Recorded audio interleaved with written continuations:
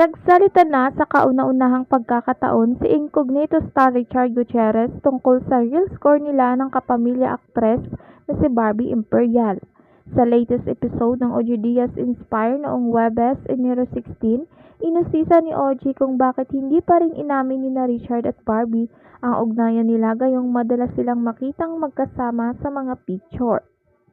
Saad ni Richard, siguro for now, like gaya nga ng sabi mo, nakikita naman ng mga tao, doon muna tayo sa what you see is what you get sa amin ni Barbie. Dagdag pa niya, ang gusto ko lang sigurong i-clarify doon sa mga tao is that si Barbie walang kinalaman sa paghihiwalay namin ni Sarah.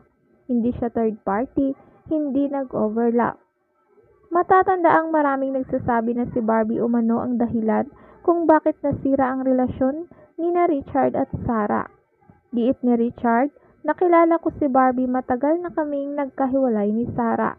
Kaya naman daw bilang lalaki, kailangan daw niyang protektahan si Barbie mula sa mga intriga at batikos. Samantalang ongoing na ang annulment process ni Richard at ni Sarah upang mapawalang bisa ang kasal nilang mag-asawa.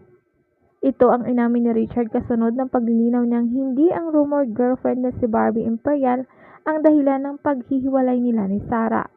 Saad ng aktor, kasi we are actually going through an annulment now and both parties naman want to move forward.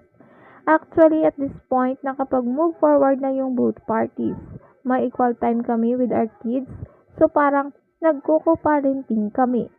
Dagdag pa niya, and ang priority namin is to make sure that the kids, live a good life and happy life.